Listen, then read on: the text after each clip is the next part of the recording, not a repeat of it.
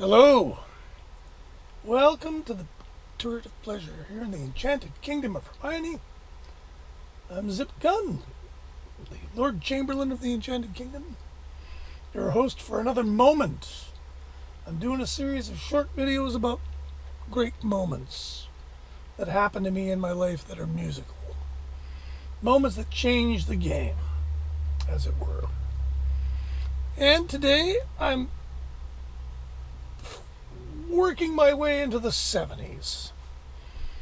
And the 70s, they're just about over. I mean, the 60s are just about over, I should say. It's been a gas now, but everything's going kind of supernova on me. Because I've discovered FM radio. But I've also started to acquire some people in my circle of friends who were turning me on to new music. And one of them was a friend of mine named Tim Motz, who was about 5 years older than me. He was the son of my mom's best friend. We hung out a lot as kids. His mom was a single mom. My mom had been a single mom briefly, so that's where they kind of bonded.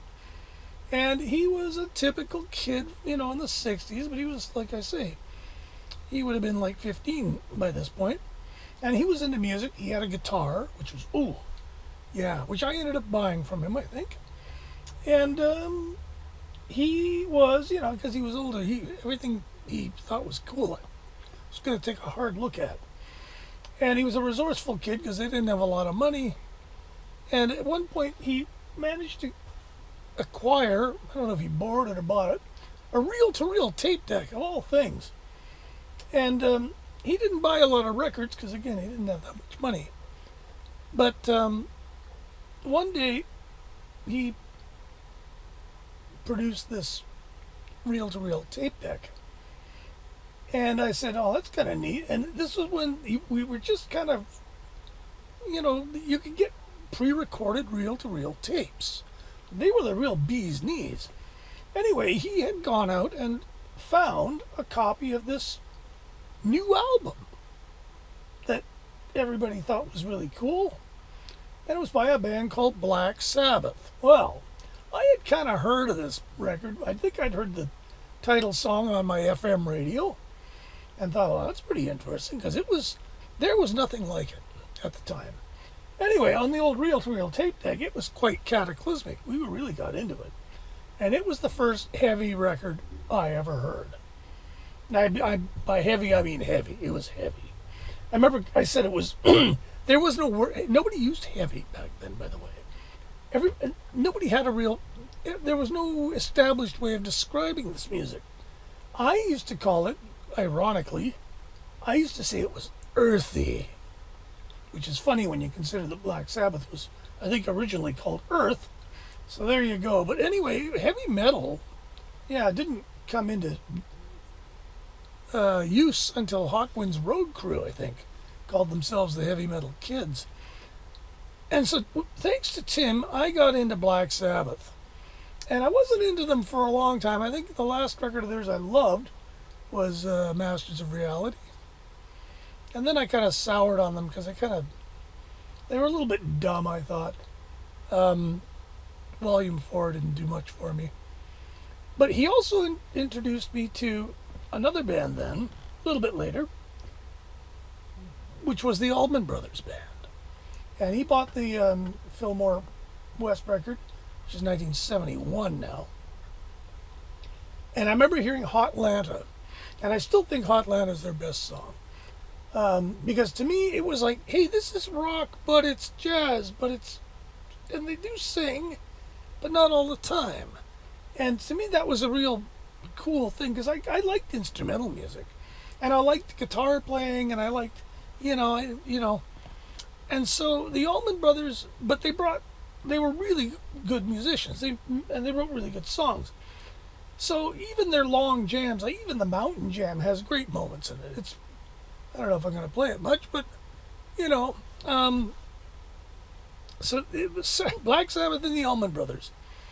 And then, on FM radio, right around my birthday, right around my 12th birthday, they started playing pretty heavy rotation. This band who were really good musicians, and they had a sound that I loved, and the sound was largely the sound of a very churchy Hammond organ. And they just had this great, thick feel. But, and for the first time ever in my life, I had noticed such things. Again, I was like 12. But I noticed the rhythm section were just, not only were they terrific, doing stuff that nobody else had really done before, but they sounded terrific. The sound of this bass player and drummer together was just really good. And combined with this organ, I really got into the band, even though the singer took a little getting used to, because he sounded kind of like a girl.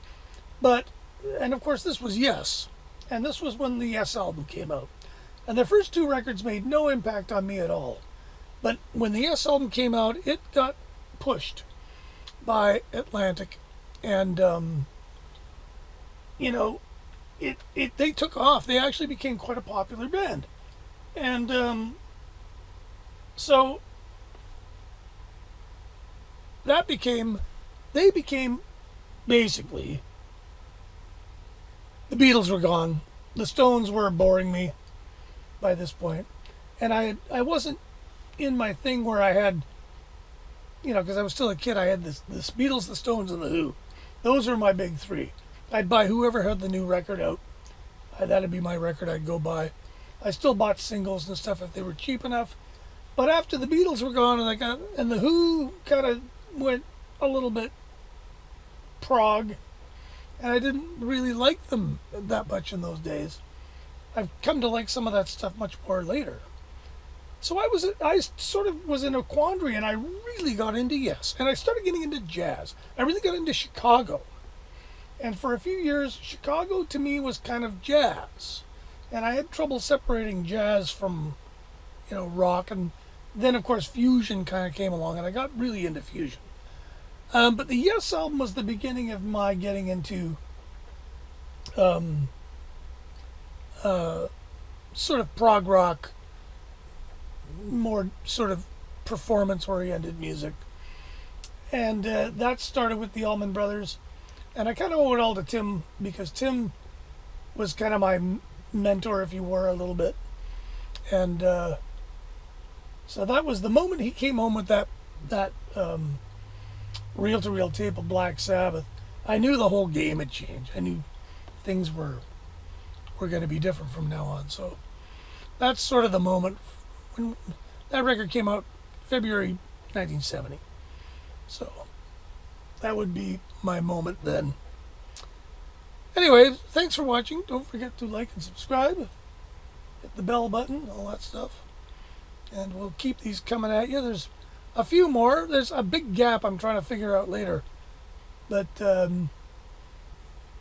because a lot of stuff hasn't really impacted me in that recent decades even.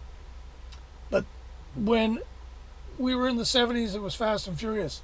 And it's going to take me forever to document them all, I think. Anyway, thanks for watching. Leave comments, stuff. Love to read them. And we'll talk to you soon.